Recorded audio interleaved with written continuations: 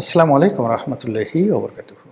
সম্মানিত দর্শক, গত কয়েকটি মাস ধরে শুধু ভোট নিয়ে, নির্বাচন নিয়ে, গণতন্ত্র নিয়ে একের পর এক ভিডিও করে যাচ্ছি।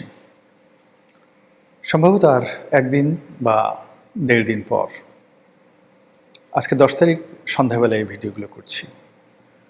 ভোট নিয়ে আমাদের আর নতুন করে আলোচনা হবে না। ভোট পরবর্তী বা ভোটের দিনে ঘটিত সংগঠিত ঘটনাসমূহ বা একেবারে 11th আওয়ারে ভোট নিয়ে যে কোনো ঘটনা, ইতিবাচক নেতিবাচক, সেগুলো নিয়েই আমাদেরকে আলোচনা করতে হবে। আমরা ঘর পোড়া গরু সিঁদুরে মেঘ দেখলে ডরাই। ফলে একটি নির্বাচন সুন্দরভাবে হবে, নির্বাচনের পরে ক্ষমতা হস্তান্তর হবে, নতুন সরকার ক্ষমতায় বসবে, তারপর মোটামুটি ৭-৮ দিন সুন্দরভাবে সরকার চলবে। এরপর সবাই চিন্তা করবে যে না, সব কিছু ভালো যেহেতু চলছে, সেহেতু আগামী ৫ বছর বেশ ভালোভাবে চলবে।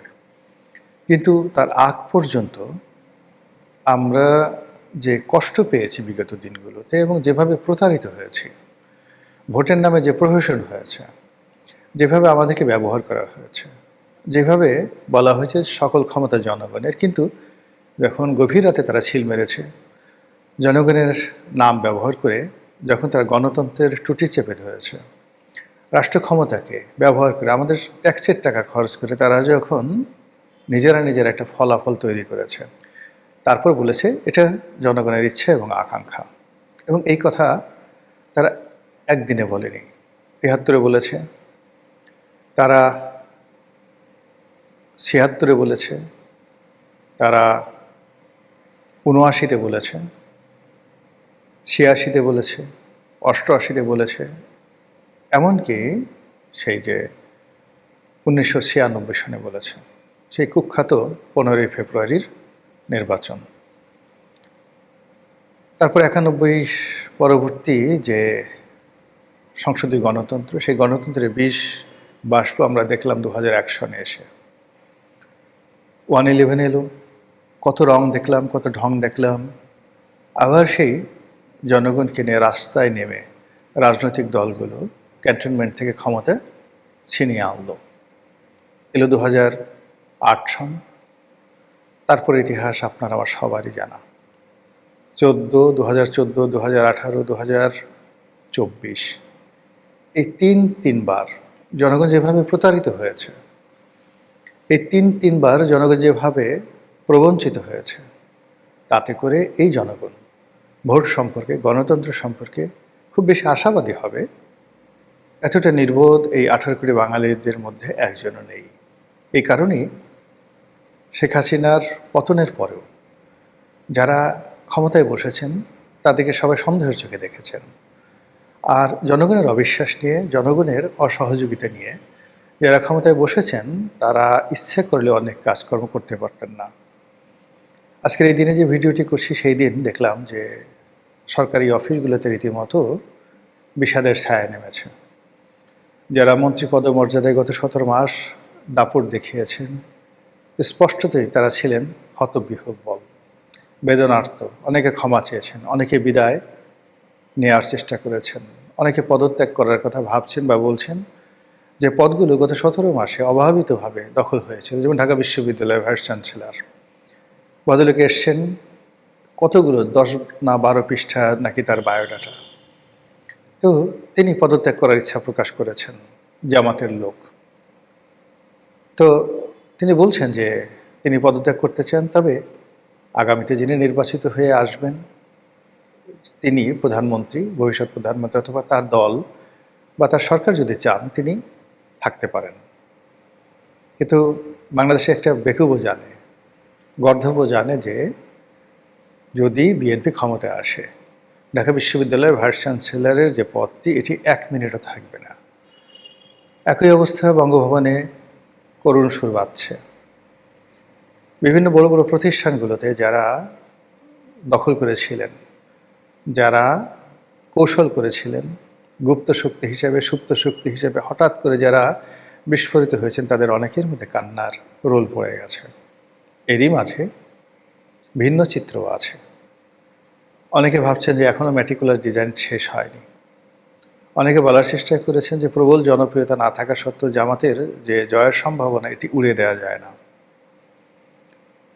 যেভাবে দেশ এবং বিদেশ একত্র হয়ে জামাতের পক্ষে প্রভাবশালী লোকজন নৃত্য করছে, তাতে করে ভোটের রাতে, ভোটের পরের দিন যদি অলৌকিক কিছু ঘটে, ভেলকিবাজির মতো কোনো ঘটনা ঘটে, তাহলে অবাক হওয়ার কিছু থাকবে না। আর এতে করে আওয়ামী লীগের যারা লোকজন তারা ভয় পাচ্ছেন, এমনকি বিএনপির অনেক কৌশলগত পদ পদবিতে যারা আছেন, গত 17 মাস ধরে রাষ্ট্রীয় পদ পদবিগুলো তো রীতিমতো টানাটানি হয়েছে। বিএনপির গ্রুপ যারা পেরেছেন তারা একটা দখল করেছেন, তো জামাতের লোক আর একটা দখল করেছেন। এভাবে যারা বিএনপির লোকজন আছেন তারাও যে শতভাগ নিশ্চিত যে বিএনপি ক্ষমতায় আসবে, নট লাইক দ্যাট। তবে একটা পরিবর্তন অনিবার্য হয়ে পড়েছে। ফেব্রুয়ারি মাসের 10 তারিখে বসে আমার মনে হচ্ছে যে 11 তারিখ এবং 12 তারিখ, ফেব্রুয়ারি 12 থেকে এবং 13 তারিখ, এই 3টি দিন বাংলাদেশের জন্য একটি যুগান্তকারী সন্ধিক্ষণ রচনা করবে। কে যে কোত্থেকে কী অবস্থায় কী কাণ্ড করে ফেলেন, কে যে কোথায় গিয়ে থামেন, কে যে কোথায় গিয়ে তারা মানে উল্লম্ফন করেন, এটা কিন্তু আজকের এই দিনে বসে বলা যাচ্ছে না। তো যেটি বলছিলাম যে জামাত এবং বিএনপি এই দুটো যে রাজনৈতিক দল, এই দুটো রাজনৈতিক দল গত 17টি মাসে ধরে তারা ওভার অ্যাক্টিং করেছেন। জামাত নিজেদেরকে অতিশয় শক্তিশালী, অতিশয় কৌশলী এবং অনেকগুলো অলৌকিক ক্ষমতার অধিকারী হিসেবে নিজেদেরকে প্রমাণ করার চেষ্টা করছেন, কিন্তু নির্বাচনের ঠিক একদিন আগে এসে অনেকের, যাকে বলা হয়, মেজাজ গরম হয়ে গেছে। অনেকে ধৈর্য হারিয়ে ফেলেছেন এবং গত 17 মাসে যারা খুব ওভার পারফরমেন্স করার চেষ্টা করেছেন তাদের মধ্যে আতঙ্ক দেখা দিয়েছে। এনসিপির যারা নেতৃবৃন্দ ছিলেন, যাদের রাজত্ব ছিল গত 17 মাসে, কিংবা ডক্টর মোহাম্মদ ইউনূস এবং তার যারা পারিষদবর্গ ছিলেন, বিদেশ থেকে এসছেন, বাঁকা হয়ে ইংরেজি বলতেন, বাঁকা হয়ে চালচলন করতেন, ঠোঁট বাঁকা করে কথা বলতেন, এবং তাদের যে ভাবসাব, সেই ভাবসাব দেখলে মনে হতো যে বাংলাদেশে তারা ছাড়া আর কেউ নেই। তো এই আজকের এই দিনটিতে মনে হচ্ছে যে আজকে আমাদের পলিথিন আপা কেমন আছেন, আজকে আমাদের সেই আকাশ থেকে লাফিয়ে পড়া বিস্ময় বালক তিনি কেমন আছেন। আজকের এই দিনে মনে হচ্ছে যে যমুনা কি হচ্ছে, কি করবে। তো সব মিলিয়ে যে টোটাল পরিবেশ এবং পরিস্থিতি, সেই পরিবেশ এবং পরিস্থিতি এই নির্বাচনকে কেন্দ্র করে আমরা যা কিছু আলাপ আলোচনা করছি, যেটি আর 2 দিন পরে নতুন একটা প্রেক্ষাপট নিয়ে আমাদের আলোচনা করতে হবে। এখন গত 17 মাসে আমরা যে শূন্যতা অনুভব করেছি, আওয়ামী লীগের শূন্যতা অনুভব করেছি, আমরা যার যার অবস্থান থেকে বলার চেষ্টা করেছি যে আওয়ামী লীগ ছাড়া কোনো ভোট হবে না এই বাংলায়। আমরা বলার চেষ্টা করেছি যে একটি ইনক্লুসিভ নির্বাচন হলে সবার জন্য কল্যাণ করা হবে। আমরা অনেকে বলার চেষ্টা করেছি যে সরকারের উচিত হবে না আওয়ামী লীগকে নিষিদ্ধ করা, একটি রিকনসিলিয়েশন, একটি ট্রুথ কমিশন ইত্যাদির মাধ্যমে যদি পুরো রাজনীতির বিধি ব্যবস্থাকে অ্যাডপ্ট করা যেত এবং একত্র করা যেত, গ্রহণ করা যেত এবং সম্মিলন ঘটানো যেত, বর্তমানে যারা আয়োজক আছেন নির্বাচনে তাদের জন্য খুব ভালো হতো। এবং যারা এত কষ্ট করে নির্বাচন করছেন, প্রচুর টাকা খরচ হচ্ছে, প্রচুর শ্রম এবং মেধা খরচ হচ্ছে, কিন্তু এরকম একটা নির্বাচন যদি কোনো কারণে 2 মাস পরে আবার ঘুরে দাঁড়াতে হয়, 6 মাস পরে যদি একটা নতুন কিছু ঘটে যায়, 1 বছর পরে যদি একটা বিকল্প নির্বাচন দিতে হয়, তাহলে সবাই ক্ষতিগ্রস্ত হব, দেশ, জাতি এবং কাল। তো সেই অবস্থাতে আমরা যে সকল কথাবার্তা বলেছি, আমাদের কথাগুলো ইতিহাসে লিপিবদ্ধ আছে, ইথারে এগুলো জমা হয়ে আছে, কিন্তু যারা কর্তা ব্যক্তি তাদের কর্ণকুহরে পৌঁছেনি। বরং আমাদের মধ্যে যারা একটু বেশি কথা বলার চেষ্টা করেছেন তাদের অনেককে স্তব্ধ করে দেওয়ার জন্য যাকে বলা হয় প্রবল চেষ্টা করা হয়েছে। এই গত ১৭ মাসে আমরা মব দেখেছি, গত ১৭ মাসে আমরা বিভিন্ন পীর আউলিয়া দেখেছি। এই ১৭ মাসে আমরা সোশ্যাল মিডিয়া, ইউটিউব এবং ফেসবুককে ব্যবহার করে সরকারের বিকল্প আরেকটি সরকার গঠন হতে দেখেছি। সরকারের উপরে প্রভাব বিস্তার করতে পারে এরকম আরও অনেক অনেক সরকারকে দেখেছি, দেশে, দেশের বাইরে। এই সময়টাতে আমরা বিবর্তন দেখেছি। মানুষের মধ্যে যে বিশ্বাস, শ্রদ্ধা, সেই জিনিসগুলো নষ্ট হতে দেখেছি। ফলে নির্বাচন নিয়ে এই যে আমরা গত কয়েকটি মাস ধরে যা কিছু বলেছি, যা কিছু করেছি, প্রায় সব কিছুই খুব অল্প, মানে ১-২ দিনের মধ্যে একটা নতুন পরিবেশের মধ্যে যাবে। সেই পরিবেশ কি সুখকর হবে? মনে হচ্ছে না, কোনো অবস্থাতে সুখকর হবে না। যদি জামাত ক্ষমতায় আসে, আপনার কি মনে হয় তারা ভালোভাবে দেশ চালাতে পারবেন? কিংবা যদি বিএনপি ক্ষমতায় আসেন, তারা পারবেন? মোটেও নয়। গণতন্ত্র বলতে যা বোঝায় সেটি হলো একটা সকল পক্ষের সমর্থন, ম্যাক্সিমাম লোকের অংশগ্রহণ এবং একই সঙ্গে সবার অবারিত কথা বলার সুযোগ এবং সুবিধা। তার সঙ্গে সঙ্গে দুষ্টের দমন শিষ্টের পালন এবং যাকে বলা হয় সাধারণ যারা জনগণ, তাদেরকে মনে করতে হবে যে আমি এই শাসন প্রক্রিয়ার সঙ্গে সম্পৃক্ত আছি। যেখানে আওয়ামী লীগের 50% লোক, মানে আওয়ামী লীগের 35% এবং তাদের যারা সহযোগী লোকজন আছেন, প্লাস বিএনপি বিরোধী, জামাত বিরোধী যে গ্রুপগুলো আছেন, তাদের মধ্যে প্রায় 50% লোক মুখ ভার করে আছেন।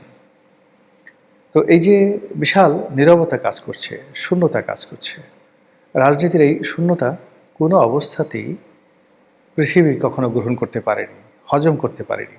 পৃথিবীর সব শূন্যতা পূর্ণ করা যায়, বাতাসের শূন্যতা পূর্ণ করা যায়, পানির শূন্যতা পূর্ণ করা যায়, কিন্তু রাজনীতির যে শূন্যতা, সেটা কখনো পূর্ণ করা যায় না। রাজনীতির শূন্যতা যেখানে, সেখানে অনিবার্য মারামারি, অনিবার্য যুদ্ধ এবং অনিবার্য হানাহানি। এ পৃথিবীতে যে হিটলার এসেছেন, মুসোলিনি এসেছেন, চেঙ্গিস খান এসেছেন, হালাকু খান এসেছেন, তারপর তৈমুরুল লং এসেছেন, তছনছ করে দিয়েছেন পৃথিবী। এই পৃথিবীতে তাদেরকে বলা হতো বিধাতার চাবুক। কত কোটি মানুষ এই পৃথিবীতে মরে গেছে, খোঁজ নিয়ে দেখেন। যেখানে তাদের আবির্ভাব হয়েছিল যে সময়টিতে, তখন বিশাল একটা শূন্যতা ছিল, রাজনৈতিক শূন্যতা।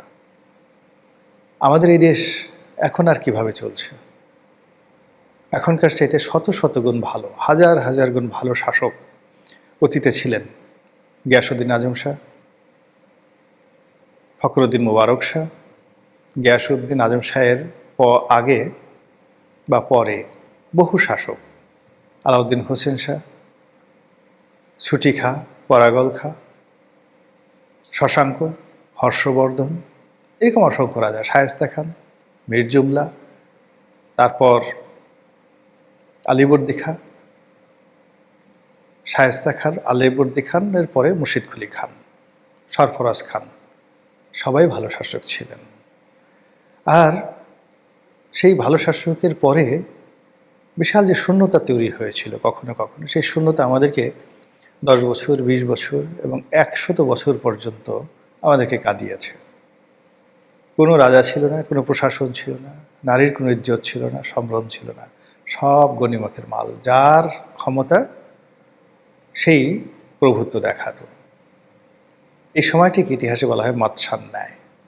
আমাদের দেশে যে সবচেয়ে বড় মাৎসান্যায়, এটা ছিল 640 বা 630 খ্রিস্টাব্দ থেকে 730 খ্রিস্টাব্দ পর্যন্ত 100 বছর। শশাঙ্ক যখন রাজত্ব করতেন, ঠিক সেই সময়টাতে মোহাম্মদ রসুল্লাহ সাল্লাল্লাহু আলাইহি ওয়াসাল্লাম তিনিও মদিনাতে রাজত্ব করতেন। তো সেই শশাঙ্কের পর, তার মৃত্যুর পরে যে আইএমএ জাহিলিয়াত শুরু হয়ে যায় বাংলাদেশে, এটা ইতিহাসের যারা পাঠক, বিশ্লেষক, দার্শনিক, তারা বুঝতে পারেন যে কত ভয়াবহ অবস্থা। আর সেটা শুরু হয়েছিল রাজনৈতিক শূন্যতার কারণে। এখনও আমাদের সবচেয়ে বড় ভয়াবহ বিপদ রাজনৈতিক শূন্যতা।